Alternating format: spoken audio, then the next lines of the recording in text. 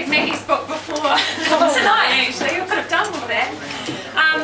But look, I'm really excited to be here talking to you all. And when Jackie first asked if I would like to speak to the New Zealand Business Women's Network, of course I said yes, but inside I was thinking, crap, do I really want to do that? Do I actually have a story to tell?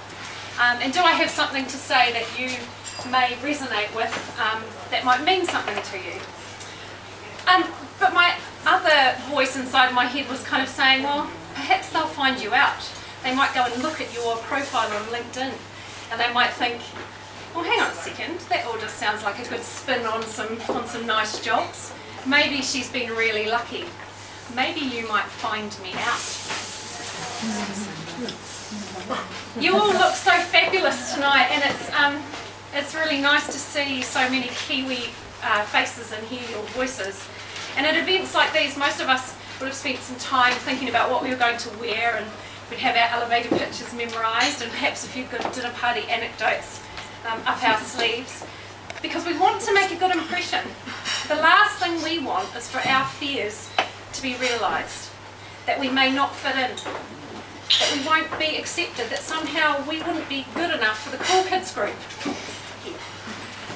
And obviously that's why we do these things in the evening when the light is really good. Now tonight's theme is about hearts and minds, and I want to talk to you about something that's very close to both my heart and my mind, and that is fear. I'm going to talk about why fear is important, how fear has proven to be a gift to me, and how you might use fear to access your own power. So what is it for you? What is it you're afraid of? Is it failure? Is it never quite reaching your potential? Clowns, spiders, two personal favourites. Is it staying safe? Is it heartbreak, death? Vomiting in public? Is it of not being quite enough? For some people it's the feather, and for others it's the whole chicken. There's no rules here. But have you noticed that we're not surrounded by spiders or clowns? That's why I'm still here. Fear is about what if. It's the voice inside our brain that thinks of all the things that could go wrong. It's the maybe that holds us back, that makes us vulnerable and keeps us small. It's about the things that we avoid and question and ignore. It's our power that we ignore in case the worst happens. Growing up in New Zealand, we learn really early that dreaming big and winning really matters. We were the first to Everest, the first to win the World Cup, the first to give women the vote. We also learned to be careful not to get too big for our boots. We should stay grounded, humble, small. Tall poppies will be cut down. We're not encouraged to show the world that we're fearful or vulnerable, our men especially. We're told to suck it up and embrace our inner warrior. The message is quite clear. Spending time on your emotions is self-indulgent. And I wonder what this has done to us as a nation. We're taught not to be fearful. And because of this, we learn how to do anything to avoid fear. And we especially learn delay and deny tactics. Shopping, drinking, food, sex, smoking, drugs. We get very, very good at not having to deal with anything too emotional, especially fear. I've had 5 long-term relationships since then, 5 soulmates that spent a specific period of time in my life. And during the times in between those relationships, I was just searching for the next one. And because I was so scared of being alone, I tended to settle for whoever landed in my lap, and then worked really hard to make it work, even when the big red flags showed themselves. I thought if I could just fix him, me, us, if I just tried hard enough, I could make it work. And I clung to the idea of creating the perfect relationship, with the end goal being loved unconditionally and forever. Yeah, I know, I don't want much. But this actually meant compromising a whole lot of myself to be the woman I thought that they wanted. And in my marriage, losing myself, really. It was anything to prevent the relationship from ending. And of course, they all ended eventually. When my marriage ended, I was here in London. The experience left me untethered, adrift, lost. My little flat overlooking Turnham Green became a sanctuary. Just 4 rooms, too many books, a second-hand sofa and a little camping fridge stocked full of wine. And me. And I experienced real loneliness. I would stay up all night and make mistakes and none of them would count. I drank too much, I worked too hard, I slept with inappropriate men. Anything to avoid being alone. I would meet friends for brunch and drink Bloody Marys until everything felt better. I had no guilt about spending entire Saturdays this way because I still had all the Saturdays left in the world. It never occurred to me that I was living real life here. In my brain, I was always in London for a few more months.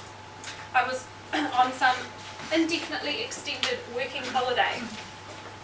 I was a temporary exile, always with the option to go home once I worked out where the hell that was. I'd lived here so long and I was so frightened of going back to New Zealand, a failure. I filled up my life with stuff, work, travel, adventures, and more evenings than I care to remember at the Shepherd's Bush walkabout drinking snakebite in Australia. Before I knew it, 6 years had gone past. And eventually I did go back to Wellington and I found the one thing that would conquer my fear of being alone. And that was being alone. One thing I know for sure, the one thing you're fearful of is the doorway to overcoming your fear. That's the cosmic joke. I needed to be alone, to learn to give myself what I had always been searching for in someone else. I needed to learn how to be alone without it being lonely. And after a while, I relaxed into it. I even began to enjoy it, because the fear of something is never as big in reality as what you think. I took myself out on dates. I got to know myself. How did I like my ex? What are my favourite things to do on the weekend? What makes me happy, sad, angry? I tested myself out in new situations. I said yes to new things, and I learned how to say no. I let go of the fear of being alone slowly and surely over the course of a few years. And then when I was really, really ready for a relationship, I got a cat. 6 months after that, and he was still alive, I started dating. Internet dating was a revelation for me. It really is very good. I didn't feel unfulfilled as a single woman in her mid-30s because I was happy as I was. The fear had gone. And this meant I was ready for and awake to the red flags. I learned how to say no to unsuitable men because I wasn't desperate for a relationship. For the first time in my life, I could be the flame and not the moth. And 6 months and several dozen dates later, and in spite of the New Zealand man shortage, I found him. Oh, and I've got a sparkler on, so you know that wouldn't be about. But this is not his story. So let me just be straight with you guys. I'm not a feel the fear and do it anyway sort of a woman. I happen to think that the absence of fear is not courage, it's probably mental illness. Scary stuff happens to all of us, but the worst thing to do with fear is pretend it's not there. To overcome your fears, you have to understand them. This is not about toughing it out or being fearless. It's about being willing to be alone with your fears, to not cover them up, but to get curious about why they are there, to let fear have space in your life, and to tell other people your deepest, scariest imaginings. Because I know for sure that once you tell your truth, something magical happens. You claim back your power.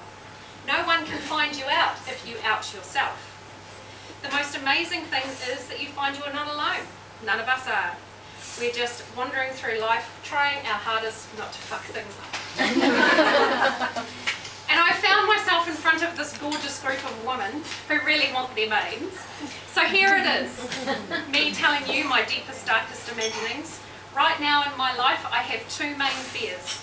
1, that I am not enough, and 2, that I am too much. That's my truth. Not enough, too much. I take up too much physical space. I'm impatient, so judgmental of all the shitty customer service and mediocrity in this town. Irritated by spam and small talk. I overwhelm people. I expect too much, I want too much, and I dream too big. And then there's the voice inside my head that says, I'm not enough. Not really when I need to lose 10 more kilos, work less in the evenings, be more attentive to my man, less concerned about success, more responsive to my colleagues, less distracted by the wonderfulness of Twitter, more informed about world politics, less spendy, more motivated to get my ass on my bike and be more patient. Blah, blah, blah, self-critical, unrelenting, blah. Those are paper cuts that I inflict on myself still. And they're not random or ruthless, they all come from fear. And the trick to drying it up is to shine some light on it. When I rise above those voices, I find the sheer amazingness of me. Me with my enormous heart and my laser sharp mind. I trust myself to cope with pretty much anything now. I've made good choices. I've survived death and I've survived divorce. I'm self-employed in the middle of a bloody recession. There may still come a point where I'm living in a caravan under Hammersmith Bridge, but I'm living my life out loud and with intention. I'm awake, and I know that everything will be better than okay.